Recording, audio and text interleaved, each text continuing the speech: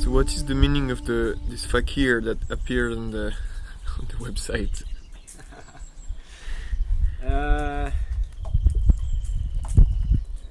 Yeah, it's been quite some times with Satmukh and Satsabat. We've been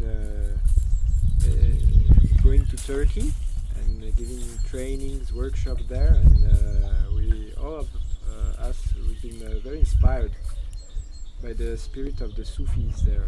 And Satmukh and Satsabat, they studied also the Gurdjieff dances, which are connected to the Sufi lineage. And going deeper into that and sharing with the Turkish people, I realized part of me deeply resonates with this tradition. And I started to look deeper into the teachings of Guru Nanak and the teachings of that Yogi Bhajan shared with us from also the Sikh tradition. And actually I realized that the Guru Nanak was and the Sikh tradition was a cross between the what we call the Sanatana Dharma in India, we could call it the Hinduism. It's the very old tradition of India, the Vedic tradition. Sanatana means the eternal Dharma. So it's really the embodiment of the tradition with a big T that is manifested in very different ways throughout India and throughout different contexts and different historical eras. And Guru Nanak appeared in the northwest of India in a time also when very close to the Pakistan border, what is now Pakistan, and it was really influenced. The Sanatana Dharma really crossed with the influence of the Sufism that was carried a lot by the Islamic people. We very often see that the Sufi, they were born with Islam, but actually it's a tradition that existed before Islam, and so we will talk, I think, in another video deeper about this tradition, but to say that is really a cross between those two lineages. And in the Sikh Dharma you can find there are 5 prayers in the same way that the Muslim, they have these 5 prayers, and you really have this idea of one God that also comes from this Sufi line. So I started to dig deeper into this aspect of the history and the lineage, and I found that in Yogi Bhajan's library of teachings that many kriyas he taught, actually he called them dervish kriyas or Sufi kriyas or Faqir kriyas. And I decided that we do a retreat about that, digging into that and practicing going into the experience of that. And we did that in Turkey, and this was this very deep resonance when I was sharing a Sufi story. There was the story, I think I told the story in another video, but there was this poor woman, which is the center character of the story, and when I started to talk about this poor woman, it was translated as a fakir, because in Turkish language, a fakir is poor. It's just the translation. And then I realized afterwards that dervish is the Persian translation of the word poor as well. So actually the Sufism, they share really the same line of thoughts as Guru Nanak, but the way it evolved in the Sikh Dharma, there was really this idea of the king and this prosperity, you crown yourself with a turban, and this really very projective leadership aspect that is really carried by the teachings of Yogi Bhajan, and which is really, really interesting.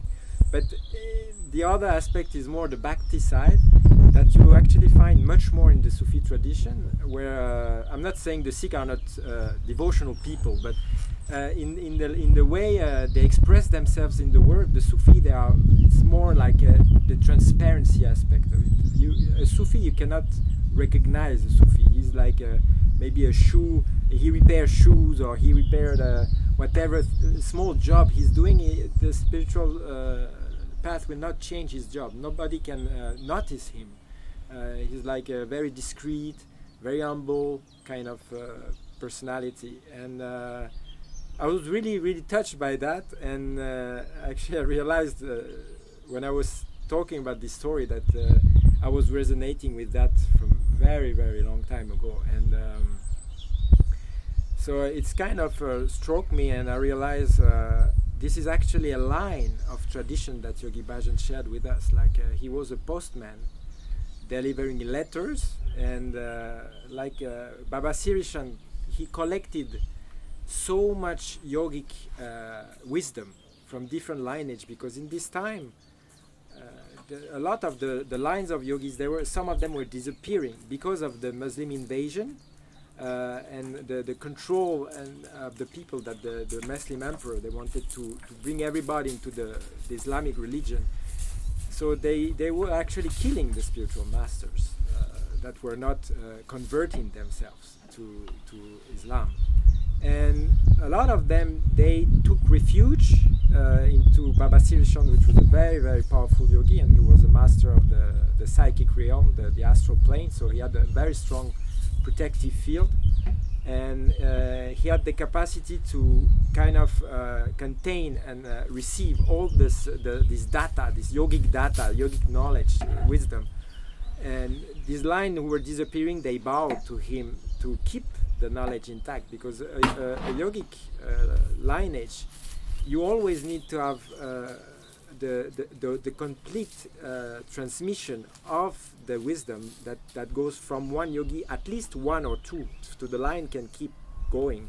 But if the time there are threats, and this wisdom is threatened, then you need to bow to somehow somebody who will be able to keep it and protect it.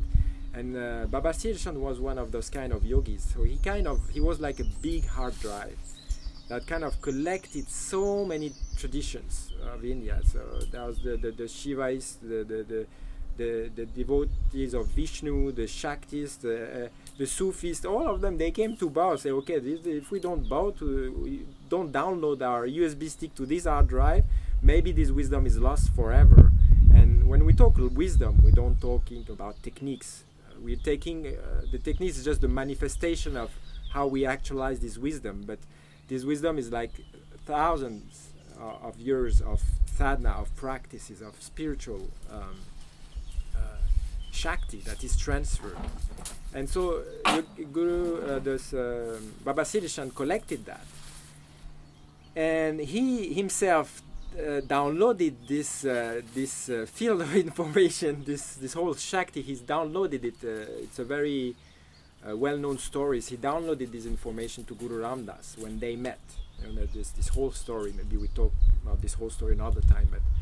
And Guru Ram Das was the first guru in the Sikh line, and so he was a successor of Guru Nanak, and he kind of was the cup that received all this nectar of wisdom. And Yogi Bhajan was connected to that data, that plug.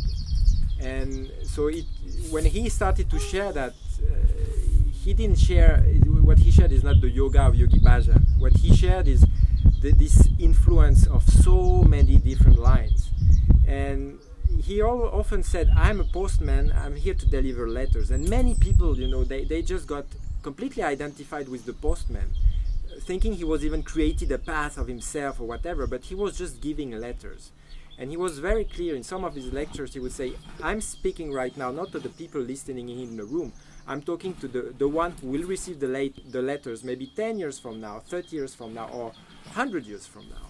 And these letters were like the wisdom of the traditions. They were collected into one person as Baba Sirishan or Guru Ram Das, and now through Yogi Bhajan they can be downloaded in the other way again, like given back in all the lines. So I think every devoted real student of this path needs to take one letter, the one that is designed for him or herself, and spend his sadhana, his life, to really open it and reactualize this yogic wisdom, and maybe find ways that it can be transmitted that were not specifically in this form found in the teachings before, but integrating the information and the knowledge through the experience and through the sadhana, find the appropriate ways to share it today. And when I was talking about this story, it was very obvious. This whole story of the fakirs, it was told by Yogi Bhajan, and then he taught this kriya about the fakirs and everything. And when we started to practice this kriya, it was like this lecture. It was meant for us at this point of time, even though he was not there. Through his words, it was very obvious that we needed to dig into that and start to really get deeper into this. What we got, this like a seed. And really, for the one who recognizes this common vibration of this seed, start to water it together, because it can become like a whole field of exploration just from this one seed. So we found the way Faqir is really resonating with that, is very much resonating with the Sufi tradition, and because it's also an opening to a collective way of embodying the lineage. We called it Aquarian because it's also finding new ways to transmit. Like the transmission is always happening from thousands of years old, but and the wisdom is not changing, never. It's not the teachings that are changing, but the way they are transmitted somehow, the forms are changing according to different places, to different time, to different aspects of the time we are in. So we are discovering that, like, okay, we received the letter, now how we do to share it and really read the totality of it, discover the totality of it, because it's like it has been received, so now it is sprouting. So we were just recognizing that this sprout, we found the name Aquarian Faqir is resonating with that. Let's see what comes out of it. It's a field of exploration and discovery.